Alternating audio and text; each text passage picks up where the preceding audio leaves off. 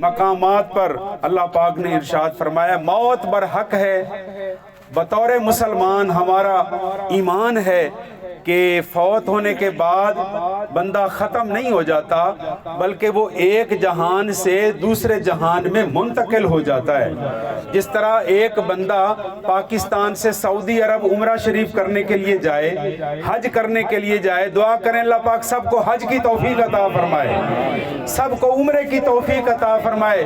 درمیان میں آپ کو یہ بتاتا چلوں، حاجی صاحب محمد ارشاد کے والد گرامی حاجی صاحب عمرہ کر کے آئے اور قرآن کریم میں آیت الکرسی میں اللہ پاک نے فرمایا کہ اللہ کے اذن کے بغیر اس کی بارگاہ میں قیامت والے دن کسی کو بولنے کی اجازت نہیں ہوگی، سفارش کرنے کی اجازت فقط انہی کو ملے گی جو اللہ کے محبوب بندے ہوں گے، اور شفاعت کا دروازہ بند ہوگا، اس دروازے کو کھولیں گے آمنہ کے لال حضرت عبداللہ کے در یتیم شفاعت کا دروازہ کھولیں گے۔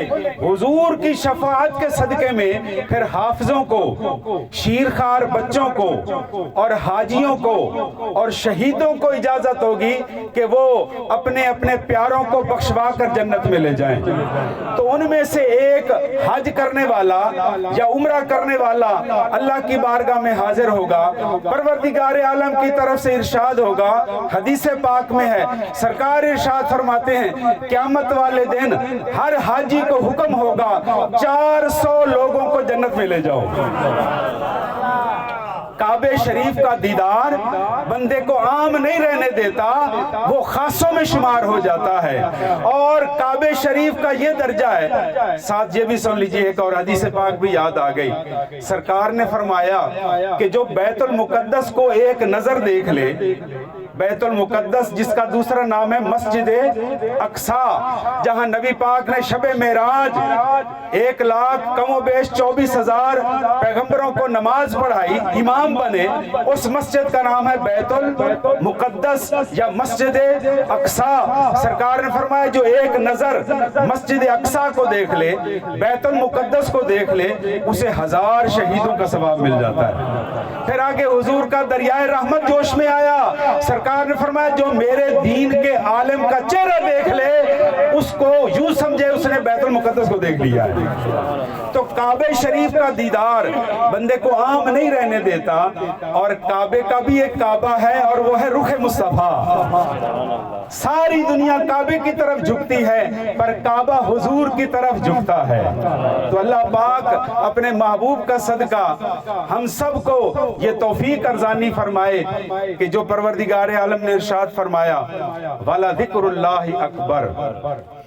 ہم جب کسی کی کل خانی میں آتے ہیں، جس طرح اب یہاں حضرات آپ تشریف لائے ہیں، دور و نزدیک سے یہاں تشریف لائے ہیں، کس لیے آئے ہیں؟ یہاں اللہ کا ذکر ہو رہا ہے اور اس کے محبوب کا ذکر ہو رہا ہے۔ جس نے حضور کا ذکر کیا وہ یوں سمجھے اس نے خدا کا ذکر کیا، اور اللہ پاک فرما رہا ہے وَلَذِكْرُ اللَّهِ أَكْبَرُ، اللہ کا ذکر ہی سب سے بڑی بات ہے، سب سے بڑی شان والا ذکر ہے۔ ایک دفعہ نبی پاک علیہ السلام مسجد میں تشریف لائے، صحابہ کرام حلقہ بنا کر ذکر کر رہے تھے۔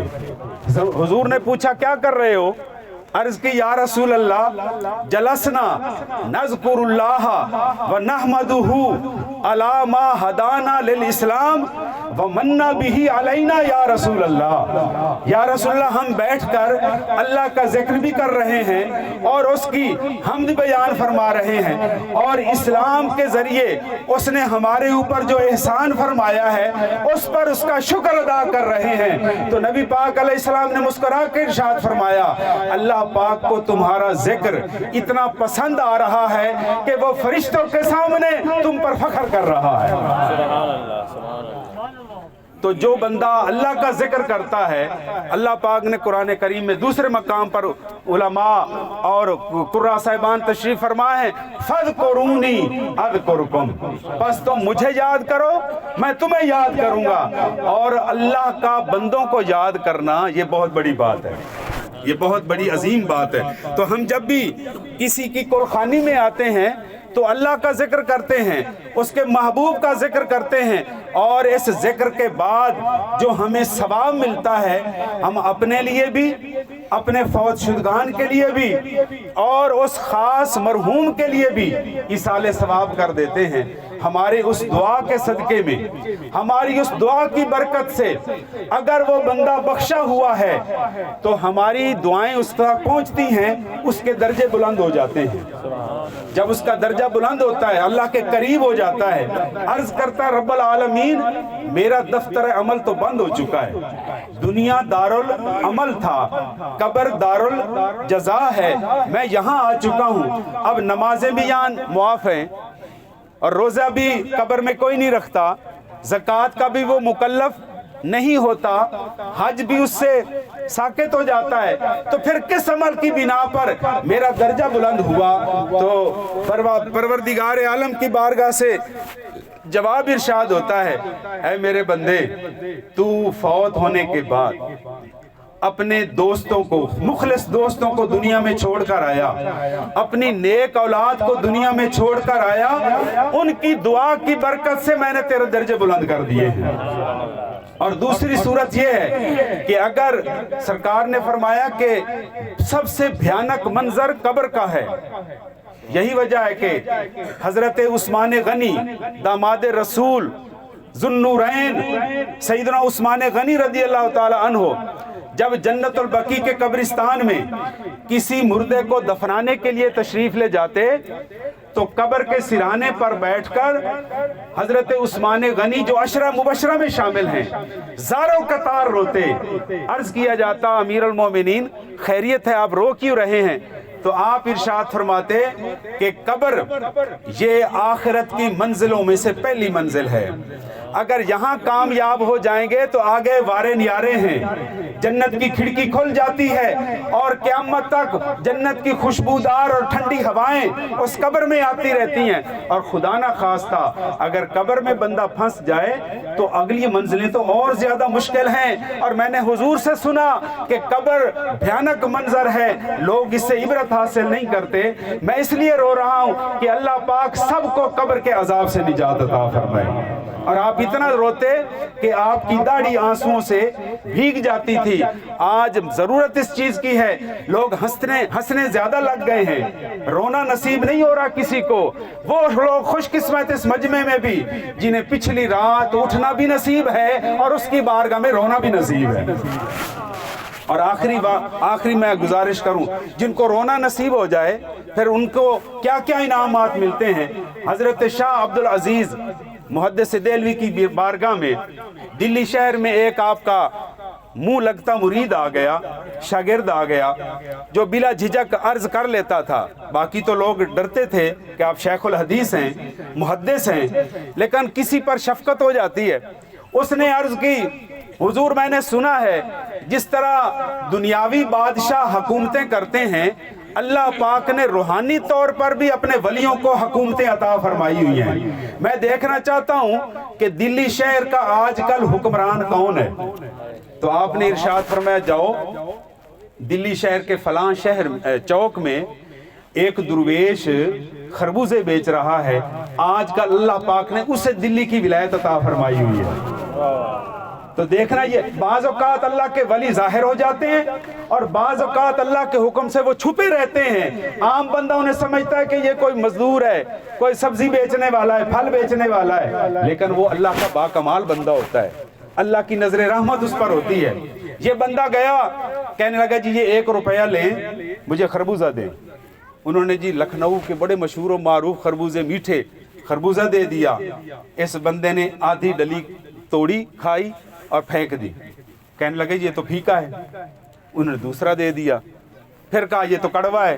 انہوں نے تیسرا دے دیا، یہ تو اس میں مزہ نہیں ہے، لذت نہیں ہے، مٹھاس نہیں ہے۔ حتیٰ کہ اس درویش کے سارے خربوزے تھوڑا تھوڑا ایک ڈلی کھا کے باقی سارے خربوزے نیچے پھینکتا رہا، تباہ کر دیے۔ اور آخر میں علامہ دے کر کہنے لگا، بابا جی آپ گھٹیا مال بیچ رہے ہو لوگوں کو لوٹنے کے لیے؟ اس درویش نے کہا، بیٹا ناراض نہ ہو، اپنا روپیہ واپس لے جاؤ۔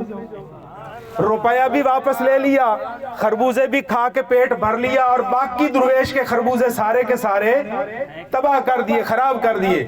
हजरत शाह साहब की खिदमत में आया, और बाबा जी आज तो मैं एक ऐसे रूहानी दरवेश से मिल के आया हूँ, ये वाक़या आया है। उन्होंने कहा अच्छा भाई, अल्लाह पाक का ये राज है, तुम्हें किसी वक्त इसका पता चल जाएगा। थोड़े दिनों के बाद फिर कहने लगा कि आजकल हो सकता है जिस तरह दुनिया के लोगों अफसरों के तबादले होते हैं, अल्लाह के उस वली का तबादला हो गया हो और उसकी जगह पर कोई और आ गया हो, तो आजकल मुझे वो भी दिखा दे। आपने इरशाद फरमाया जाओ, अब तुम्हें चौक में वो दुर्वेश नहीं मिलेगा जो आजकल हुक्मरान है। जुमे का दिन है, दिल्ली की जिस तरह बादशाही मस्जिद की सीढ़ियां देखी हुई ना आपने, दिल्ली की मस्जिद की भी सीढ़ियां हैं। उन्होंने फरमाया जाओ, वहां एक दुर्वेश पीठ पर मश्क उठाकर लोगों को पानी पिला रहा होगा। आजकल अल्लाह ने उसे वली बनाया हुआ है, उसे दिल्ली का गवर्नर बनाया हुआ है। ये बंदा गया, वो बाबा जी पानी पिला रहे थे। तवज्जो है आप हजरात की, ज्यादा देर तो नहीं हो रही, मैं इंशाल्लाह कोशिश करूंगा वाइंड अप करने की, आखिरी गुफ्तगू है मेरी। उन्होंने कहा जी वो पानी पिला रहे थे दरवेश, और हजरत ख्वाजा निजामुद्दीन औलिया जो बाबा फरीदुद्दीन गंज शकर के खलीफा हैं, आखिरी खलीफा, और उन्हीं की रिवायत पर जन्नती दरवाजा हर साल खुलता है मुहर्रम शरीफ में। ये ख्वाजा निजामुद्दीन औलिया फरमाते हैं, जिस किसी को कोई मुश्किल आ जाए, परेशानी आ जाए, कोई बीमारी आ जाए, टलने का नाम ना ले, वो लोगों को पानी पिलाना शुरू कर दे, अल्लाह उसकी मुश्किलें आसान फरमा देगा। तो वो दुर्वेश पानी पिला रहा था। ये बंदा गया, कहने लगा जी बाबा जी मुझे भी पानी चाहिए। उन्होंने बर्तन पानी भर के दिया, लो बेटा पी लो। इसने एक दो घूंट पिए, बचा हुआ पानी नीचे गिरा दिया। वो दुर्वेश आगे बढ़ा और उसने जोरदार थप्पड़ मारा। कहने लगा बेकदरे इंसान, मैं लोगों को प्यास बुझाने के लिए पानी पिला रहा हूं, तुझे अगर प्यास नहीं थी, जितना तूने पी लिया, बाकी का ज़ाय क्यों किया? अल्लाह की नेमत की बेकदरी क्यों की? ये किसी और प्यासे के काम आ जाता। और जहां से चले जाओ और मौलाना शाह अब्दुल अजीज मुहद्दिस देहलवी से कहना कि तेरे जैसे बेहुदा लोगों को हमारे पास ना भेजा करे, तूने सारे खरबूजे वाले समझ रखे हैं। जब गया हजरत की खिदमत में, और जनाब पहले वाले बाबे ने तो मौजें करा दी, खरबूजे भी खाए, रुपया भी वापस, और इसने तो ऐसा थप्पड़ रसीद किया दिमाग घूम गया। तो हजरत ने जवाब में इरशाद फरमाया कि अल्लाह की कई शानें हैं। एक शान का नाम है शान जमाल, दूसरी का नाम है शान जलाल। पहले वाले बाबे के पास गया, अल्लाह की शान जमाल का उस पर इजहार हो रहा था, इसलिए तुझे उसने कुछ नहीं कहा। और अब जिसके पास गए हो, ये अल्लाह की शान जलाल का मजा चख लिया ना तूने। आइंदा संभल कर जाया करो। जो अल्लाह के नेक वली होते हैं वो कभी जमाल की सिफत जाहिर करते हैं, कभी जलाल की सिफत जाहिर करते हैं, और छुपे हुए होते हैं। परवरदिगार आलम, मुमकिन है इस मजमे में भी कोई अल्लाह का नेक बंदा छुपा हुआ बैठा हो, लेकिन नजर उसी को आएगा जिसकी नजर में ताकत होगी। अल्लाह तबारक व तआला अपने महबूब का सदका हम सबको जिक्र की तौफीक अता फरमाए। हाजी साहब भी ट्रैक्टर के ड्राइवर थे, यहाँ भी जिम्मेदार अक्सरियत में बैठे हैं। ट्रैक्टर भी चलाए रखो और गाने सुनने की बजाय वाला जिक्रुल्लाह अकबर, अल्लाह अल्लाह करते रहो, तुम्हारी फसलों में बरकतें आएंगी। दुकानदार दुकान पे बैठे गाने सुनने के बजाय अल्लाह का जिक्र करता रहे, गल्ला इंशाल्लाह भर जाएगा, रोजी में बरकतें आ जाएंगी। तो हज़रात मोहतरम, अल्लाह तबारक व तआला हम सब की हाजिरी कबूल और मंजूर फरमाए। और हाजी साहब का नाम क्या? हाजी अल्लाह, माशाल्लाह नाम कितना खूबसूरत। अल्लाह पाक हाजी साहब के दरजात बुलंद फरमाए और उनके तमाम लवाहिकीन को सब्र जमील अता फरमाए। और मैं आखिर में एक दफ़ा फिर आपसे गुजारिश करूँगा कि रोज़ाना वजीफ़ा मुकर्रर कर लें, अल्लाह अल्लाह का जिक्र किया करें। हमारे ख्वाजा साहब तौसा शरीफ वाले जिस किसी को भी मुरीद करते हैं उसको फरमाते हैं कि हर नमाज के बाद या करीम या रहीम, या करीम पढ़ो ना आप भी, या करीम या रहीम یا کریم یا رحیم پڑھتے رہو. اللہ تبارک و تعالیٰ کی کرم نوازی سے اس کی صفت کرم کا اظہار بھی ہوگا, صفت رحم کا اظہار بھی ہوگا, اور آپ کو غصہ آنا ختم ہو جائے گا. آپ کے زبان میں اللہ پاک مٹھاس پیدا فرما دے گا. تو اللہ کا ذکر کیا کریں, نبی پاک علیہ السلام کی ذات اقدس پر درود و سلام پڑھا کریں. چلتے پھرتے اٹھتے بیٹھتے اللہ پاک سب کو ذکر کی لذتوں سے آشنا فرمائے. وما علینا الا البلاغ المبین.